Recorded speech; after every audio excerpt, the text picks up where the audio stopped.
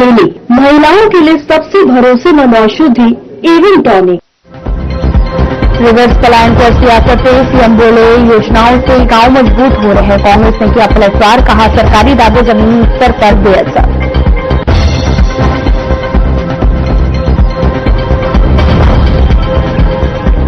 रुद्रप्रयाग के अगस्ती में खेल स्टेडियम निर्माण को लेकर विवाद, विधायक आसन और जाल बंधक बनाए जाने का आरोप। खेल मंत्री के कार्यालय में जमीनी स्तर पर जांच की जारी। बांग्लादेश में हिंदू समुदाय पर कथित अत्याचारों पर महामंडलेश्वर स्वामी रूपेंद्र महाराज का कड़ा बयान, कहा हिंदुओं पर हो रहे अत्याचार को लेकर हिंदू समाज को एकजुट होना चाहिए।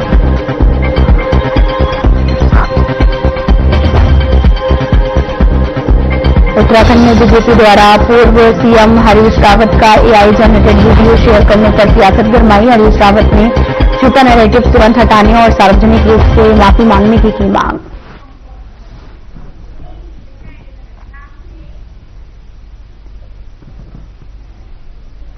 नमस्कार, मैं हूं आपके साथ अंकिता पाल। बुलेटिन की शुरुआत करते हैं। रिवर्स पलायन को लेकर मुख्यमंत्री पुष्कर सिंह धामी ने कहा कि उत्तराखंड में रिवर्स पलायन पर सरकार की योजनाओं का सकारात्मक असर देखने को मिल रहा है।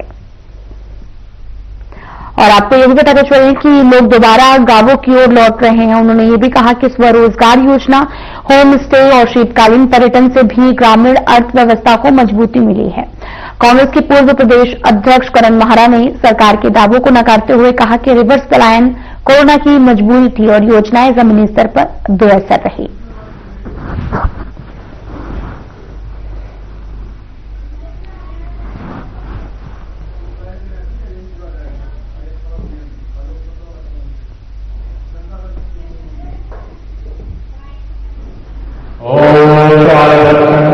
रिवर्स पलायन को लेकर लगातार हमारा पलायन निवारण आयोग काम कर रहा है और उसमें हमने बहुत सारे लोग जो पिछले सालों में रिवर्स होकर आए हैं, अपना काम कर रहे हैं, वो आने वाले समय में हम सभी के लिए भी, राज्यवासियों के लिए भी और राज्य के अंदर जो लोग काम करना चाहते हैं उनके लिए सरकार ने भी कई योजनाएं बनाई हैं। मुख्यमंत्री स्वरोजगार योजना के माध्यम से आज अनेकों लोगों ने अपने रोजगार खड़े किए हैं। होम स्टे के माध्यम से हमारे हॉर्टिकल्चर, एग्रीकल्चर, इन क्षेत्रों में आज काफी लोग आगे आकर अपने अपने पैतृक स्थानों से जुड़ रहे हैं। कोरोना के कारण है, जो लोग कोरोना में वापस आए थे वो लोग अब गांव में बसे, उसमें कोई सरकार का हाथ नहीं है। और मेरा ये मानना है कि आज अगर आप डाटा उठा के देखें, मनरेगा जैसी स्कीम का नाम बदल के उसकी मूल भावना को खत्म किया गया है। इससे रिवर्स पलायन को धक्का लगेगा, क्योंकि लोगों को अब काम मिलेगा नहीं, इसकी गारंटी नहीं। 40% जो हिस्सा है वो स्टेट गवर्नमेंट्स का कर दिया गया है। योजनाएं जो जमीन से उठ के ऊपर तक जानी थी, जिसके ऊपर विचार ये था कि योजनाएं गांव की आवश्यकता के हिसाब से, उसको खत्म कर दिया गया है। तो ये सब कुछ नहीं होने वाला। पलायन आयोग की कितनी मीटिंग्स हो गई, ये धामी जी बता दें। मैं तो पिछले 4 साल से पलायन आयोग की उत्तराखंड के विभाग की कोई मीटिंग नहीं देख रहा।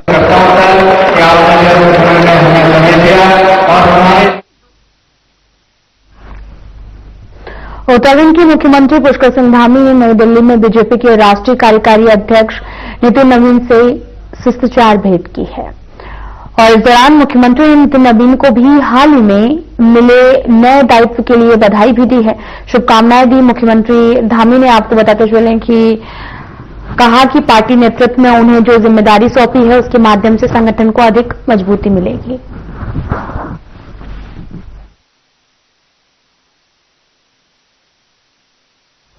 तो आपको बताते चले कि संगठन को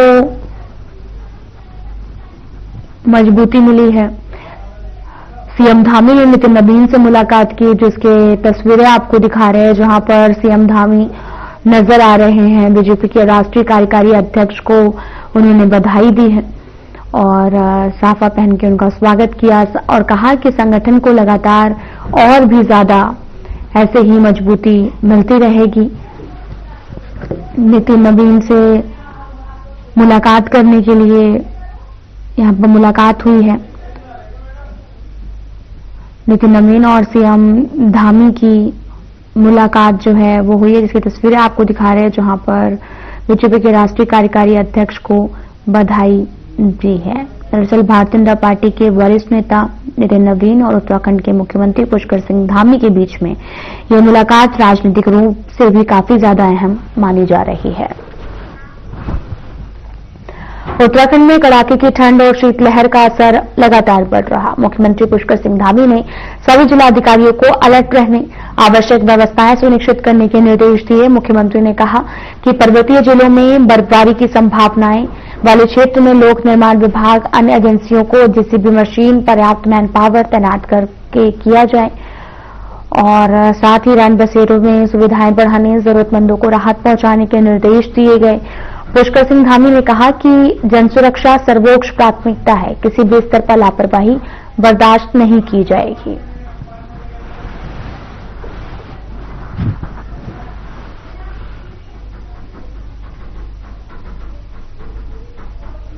तो आपको बताते चलें कि सीएम धामी ने जिलाधिकारियों को अलर्ट किया है। लोगों को जो कपड़े दिए जाने हैं, कंबल दिए जाने हैं या अलाव जलाए जाने हैं, उन सभी की व्यवस्था के लिए कहा है। जो हमारे रैन बसेरा इत्यादि हैं, उन स्थानों को ठीक प्रकार से हमारे नगर निगम के लोग, जिला प्रशासन के लोग ठीक प्रकार से देखेंगे और सड़कें जहां बर्फ जम जाती है उन स्थानों पर भी पीडब्ल्यूडी और अन्य विभाग जो हमारे बीआरओ हैं या अन्य इस क्षेत्र में काम करने वाले विभाग हैं, सभी विशेष रूप से देखेंगे कि आवागमन लोगों का आसानी से होता रहे। उत्तराखंड के मुख्यमंत्री पुष्कर सिंह धामी ने घोषणा की है अब राज्य के स्कूलों में श्रीमद् भागवत गीता के श्लोक पढ़ाना अनिवार्य होगा। इसका उद्देश्य छात्रों को भारतीय संस्कृति, नैतिक मूल्यों और जीवन दर्शन से जोड़ना है। सीएम ने सोशल मीडिया प्लेटफॉर्म पर पोस्ट किया और वीडियो के जरिए इसे साझा किया, जिसमें अल्मोड़ा के ऐतिहासिक कटारमल सूर्य मंदिर का जिक्र किया गया। शिक्षा विभाग ने शिक्षकों को निर्देश दिए गीता के श्लोक की व्याख्या करें, छात्रों को उनके मूल्य, नेतृत्व, निर्णय क्षमता, वैज्ञानिक सोच विकसित करने में मदद करें।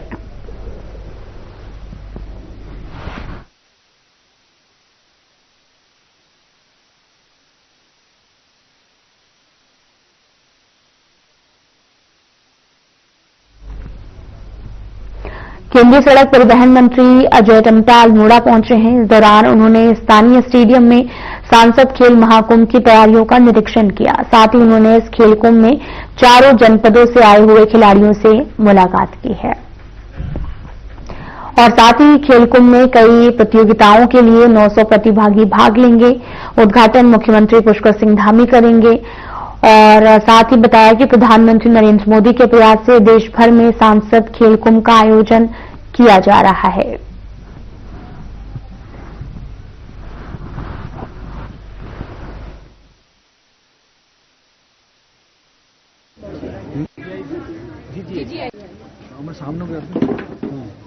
माननीय प्रधानमंत्री जी के मार्गदर्शन पर लगातार पूरे देश भर के सभी संसदीय क्षेत्रों के अंदर सांसद खेल प्रतियोगिताएं, सांसद खेल महोत्सव के रूप में मनाने का संकल्प हर लोकसभा क्षेत्र के अंदर किया जा रहा है और लगातार वर्षों से खेल की आयोजन करने की योजना चली रही है। इस बार के भी कार्यक्रम कल, परसों और नरसों यानी कि 22, 23 और 24 को होने हैं। इसमें मेरे चारों जिलों के और 14 के 14 विधानसभाओं के और सभी ब्लॉकों के हमारे खेल खिलाड़ी हमारे इसमें उपस्थित रहेंगे।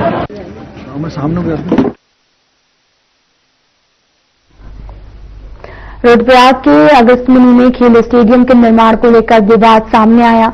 इस दौरान मौके पर पहुंचे स्थानीय विधायक आशा नौटियाल को कथित तौर पर बंधक बनाए जाने की बात भी सामने आई। वहीं दूसरी ओर खेल मंत्री रेखा आर्या ने स्पष्ट किया कि जिस भूमि पर खेल विभाग द्वारा स्टेडियम का निर्माण कराया जा रहा वह जमीन विभाग के ही नाम पर दर्ज है। विरोध के कारणों की जांच जारी है। खेल मंत्री का कहना है कि स्थानीय युवाओं और क्षेत्र के विकास को लाभ मिलेगा।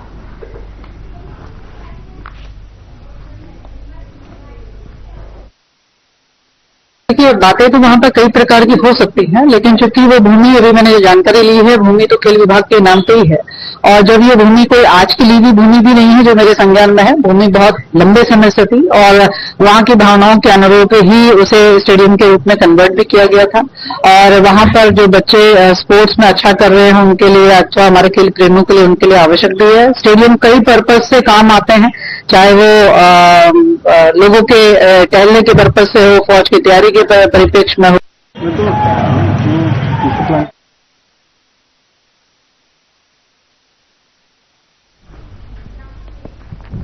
हरिद्वार से बांग्लादेश में हिंदू समुदाय पर कथित अत्याचारों को लेकर कड़ा बयान सामने आया। महामंडलेश्वर स्वामी रूपेंद्र प्रकाश महाराज ने आरोप लगाया कि बांग्लादेश में सुनियोजित साजिश के तहत हिंदुओं को निशाना बनाया जा रहा। उन्होंने कहा कि भारत पाकिस्तान विभाजन के बाद पहले पाकिस्तान और फिर बांग्लादेश में लाखों हिंदुओं की हत्या हुई है, उनकी संपत्तियां छीनी गई हैं। स्वामी रूपेंद्र प्रकाश महाराज ने सवाल उठाया कि हिंदुओं की दुकानों, मकानों और जमीनों पर कब्जे की खबरें सामने आ रही। अंतर्राष्ट्रीय मानवाधिकार संगठन, वैश्विक संस्थाएं चुप क्यों हैं और समाज से एकजुट होने की अपील की गई। भारत सरकार से हिंदुओं की सुरक्षा को लेकर गंभीर कदम उठाने की मांग की है।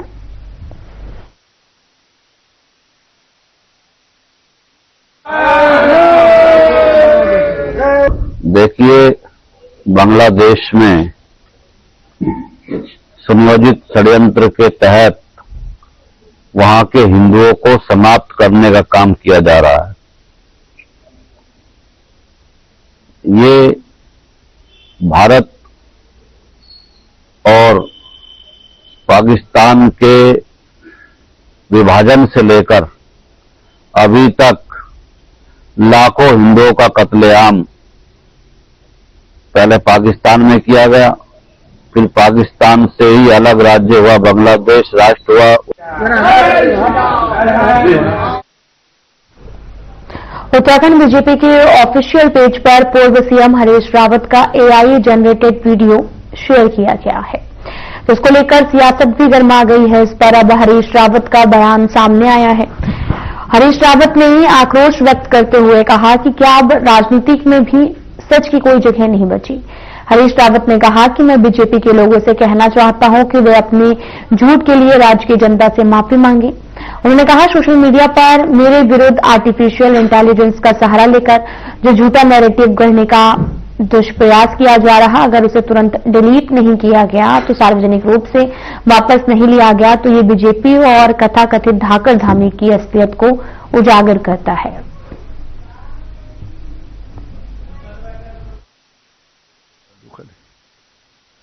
राजनीतिक सौहार्द का पक्ष धर रहा हूं, उसका अनुपालन किया है, मगर भाजपा लगातार झूठे नैरेटिव गढ़ने की कोशिश में मुझ पर प्रहार करती है। 2017 में भी झूठ बोला और फिर 2022 में झूठ बोला, अब 2027 में भी मेरी राजनीति पर एक झूठ के सहारे प्रहार करने की कोशिश हो रही है।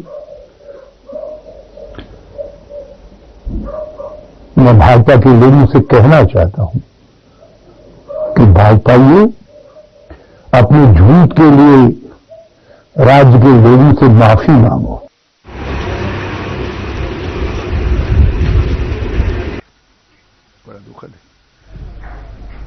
देहरादून में भारतीय जनता पार्टी ने कांग्रेस के वरिष्ठ नेता और पूर्व मुख्यमंत्री हरीश रावत पर बड़ा राजनीतिक हमला बोला। बीजेपी प्रदेश प्रवक्ता मथुरा जोशी ने कहा कि हरीश रावत की राजनीति भरोसे के लायक नहीं रही। उनके बयानों में लगातार विरोधाभास देखने को मिलता है। बीजेपी ने आरोप लगाया कि हरीश रावत पर खुद सीबीआई के मामले चल रहे हैं, इसके बावजूद वे दूसरों पर आरोप लगाते हैं। पार्टी ने उनके कार्यकाल के दौरान जुम्मे की नमाज पर छुट्टी, मुस्लिम यूनिवर्सिटी की मांग का भी जिक्र किया और वीडियो विवाद पर प्रतिक्रिया देते हुए बीजेपी ने कहा, लोकतंत्र में विरोध और एफआईआर का अधिकार सभी को है, लेकिन आरोप लगाने से पहले राजनीतिक अतीत को भी देखना चाहिए।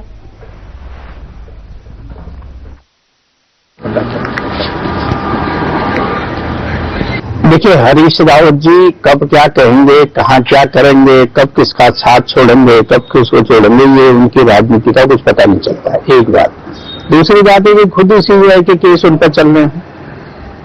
तीसरी बात है कि आज ये अगर उन्होंने नहीं भी कहा है तो जिन लोगों ने उनका साथ हमेशा दिया है, मुस्लिम वर्ग ने, आज उनको आप क्यों छोड़ रहे हो? आप आज क्यों मुकर रहे हो कि मेरी वीडियो नहीं है? और उन्होंने क्या शुक्रवार की छुट्टी नहीं, जुम्मे की नमाज के लिए छुट्टी नहीं की थी क्या? शैलेश बघौली जी का जियो है। देहरादून आरटीओ द्वारा इस साल चलानी कार्रवाई में उल्लेखनीय बढ़ोतरी दर्ज की गई है। संभागीय आरटीओ प्रवर्तन ने जानकारी देते हुए बताया कि अप्रैल से नवंबर तक 19,000 चालानों का लक्ष्य तय किया गया था, जिसके मुकाबले 22,000 चालान किए गए। इस दौरान आरटीओ के इंटरसेप्टर दल, टास्क फोर्स, बाइक स्क्वाड और प्रवर्तन टीमों ने कार्रवाई की है। और वहीं इस साल 1,100 वाहन जो है वो बंद किए गए, जो कि करीब 42% अधिक है, और साथ ही बढ़कर 2,97,00,000 रुपए की हो गई है।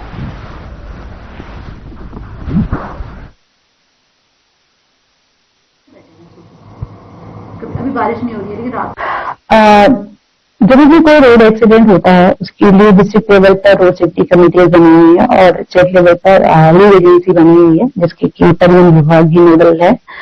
और जब कोई एक्सीडेंट होता है तो जिला स्तर पर डिस्ट्रिक्ट रोड सेफ्टी कमेटी तो अध्ययन करती है, लेकिन इस बार जो JPRI है, JP research institute of private India limited, Pune स्थित एक संस्था है जो कि CSR के अंतर्गत परिवहन विभाग के लिए काम कर रही है और हमारे परिवहन मुख्यालय में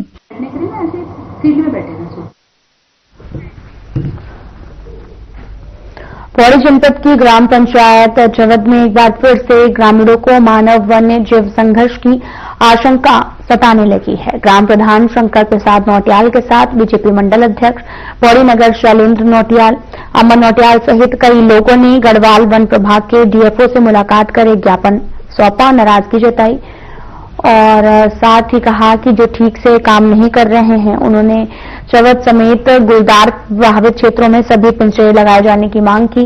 मानव बस्ती के आसपास गुलदार प्रभावित क्षेत्र में सोलर लाइट लगाने की मांग भी उठाई है।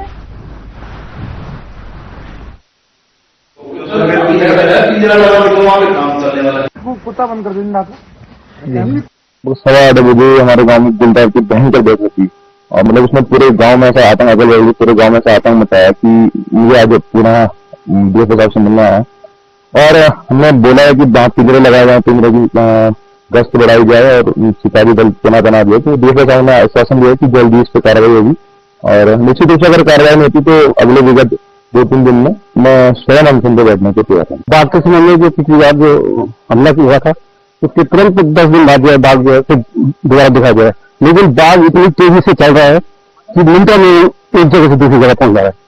कल भी जो घटना हुई है वो हमारे छोटा भाई वहां रहते हैं, घर के पास पिंजरा भी लगा रखा था, लेकिन उस पिंजरे को लगा के जैसे हमारे भाई लोग नीचे से आए उतनी देर में वो तुरंत वहां पहुंच गए जहां से लोग आए, मतलब वो बहुत जल्द जा रहा है। चवद गांव जनपद पौड़ी से जनप्रतिनिधि लोग और जनता के लोग हमसे मिलने आए थे और उन्होंने पिंजरे के संबंध में अपनी समस्या जाहिर की है कि वहां पर गुलदार के आगमन और उसके विचरण के कारण लोग अभी दहशत में हैं और लोग बहुत परेशान हैं। उस क्षेत्र में हमारी टीम नियमित रूप से गश्त कर रही है और लोगों के संपर्क में है तथा वहां पर पिंजरे की व्यवस्था भी की जा चुकी है तथा इस संबंध में उनका आवेदन भी प्राप्त हुआ है तथा उच्च स्तर से अनुमति प्राप्त करके जल्द से जल्द वहां पर नियमानुसार कार्रवाई की जाएगी। कुत्ता बंद कर देना।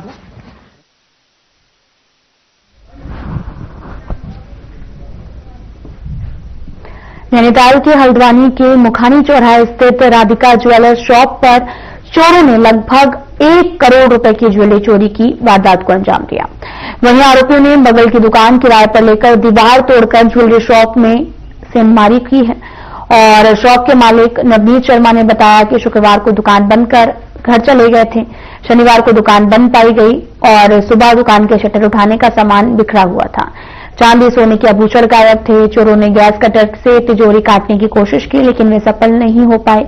मामले को लेकर पुलिस जांच में जुटी है।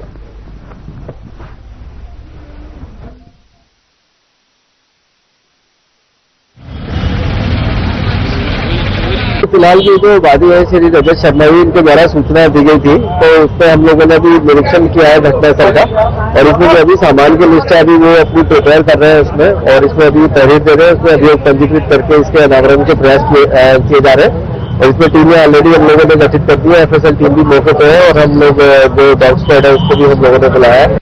अभी हमने देखा, अभी रेस्टोरेंट से हमने कैमरे चेक करे, उसमें एक आदमी उनका उस साइड को रेड कर रहा है और 4-5 जने चोरी को लगे हुए चोरी करने में। ऐसा तो बताया। उसके बाद वो पैदल जाते हैं उस साइड को, जो हमने उसमें देखा कैमरों में, पैदल उस साइड जाके ऑटो लेके आते हो, ऑटो लाके ऑटो उस तरफ लगाते हैं रोड के हो। उसके बाद यहाँ से उसमें एक बार ऑटो में उन्होंने थैले में सामान रखा, उसके बाद दूसरा एक हैंड में हाथ में फिर सामान लेके जा रहा है और रोड के उस तरफ ऑटो से वो चले गए उसको। हमने उनसे पता किया था, तो आज ये बता रहे हैं कि पहले तो उसने उनसे बोला था कि यहाँ पे चाय की दुकान खोलेगा, फिर बाद में उन्होंने मना किया कि हम चाय के लिए दुकान नहीं देंगे, तो उसने बोला कपड़े की दुकान खोलेगा। पता करने में पता चला है कि 10,000 रुपये उसने इन्हें एडवांस दिया है। किसी भी तरह का आधार कार्ड, कोई भी सत्यापन कुछ इन्होंने नहीं कराया, बिना सत्यापन के इन्होंने ऐसे दुकान में कार्य करने की परमिशन दे दी, जो कि आज की डेट में कोई कील भी ठोकने नहीं देता। शुक्रवार को हम लोग यहाँ से बड़े भैया दुकान बढ़ा के घर पहुंचे थे। आज सुबह जब आके दुकान खोली तो देखा यहाँ पे चद्दर वगैरह लगी हुई थी। उन्होंने इस दुकान से बगल में दुकान है, ये खाली थी कई टाइम से, इसमें काम चल रहा था 3-4 दिन पहले से। वो बता रहे थे कि यहाँ पे कपड़े की दुकान खोलेंगे। आज दुकान खोली तो पता चला इस दुकान से उन्होंने रात में दुकान काट के सारा जितना भी हमारा स्टॉक लगा रहता है डिस्प्ले में सब कुछ उठा के ले गए। लगभग अनुमानित 20 से 25 किलो चांदी और 300 से 400 ग्राम सोने का सामान वो दुकान आगे तो लगभग 1.25 से 1.5 करोड़ रुपए का नुकसान है। जोशी को दुकान को थी 10 नवंबर को चाबी ले गया था 10 तारीख को, और हर 30 नवंबर को हर थोड़ा थोड़ा करके पैसे दे जाते थे। उन्होंने कहा हमें कपड़े की दुकान खोल लेंगे, जब हम माल लेकर आएंगे तो आपकी दुकान परमानेंट कागज, आधार कार्ड सब कुछ दे देंगे। अच्छा, तो बीच काम चल रहा था, आपने कोई डॉक्यूमेंट वगैरह नहीं लिया? उस टाइम मालिक थे भी, वो थे काम वाले। किसको दी थी आपने दुकान? जनक राज जोशी को।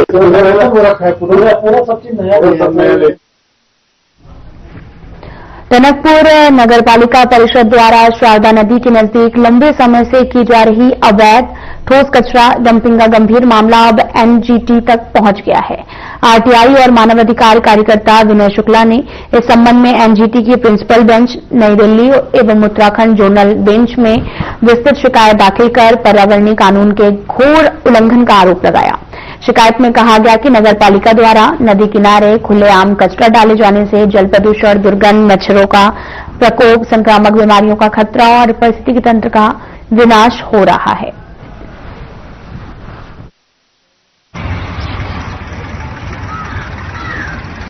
देखिए, मेरा ये कहना है, टनकपुर नगर पालिका परिषद है जो मैं समझता हूँ 50 वर्ष से अधिक इसको स्थापित हुए हो गया, और बड़े दुर्भाग्य की बात है कि यहाँ पर अभी कूड़ा डंपिंग की कोई जगह निर्धारित नहीं हो पाई है, पहली बात। और लगातार यहाँ पर मीडिया के द्वारा इस मामले को कूड़ा डंपिंग मां शारदा नदी के किनारे पर डंपिंग किया जा रहा है, जिसके लिए मीडिया द्वारा उठाया गया मुद्दे को, लेकिन नगर पालिका भी इस ओर ध्यान नहीं दिया नगर पालिका ने, और वहीं स्थानीय जिला प्रशासन के द्वारा भी इस तरफ कोई समाधान का विकल्प नहीं देखा।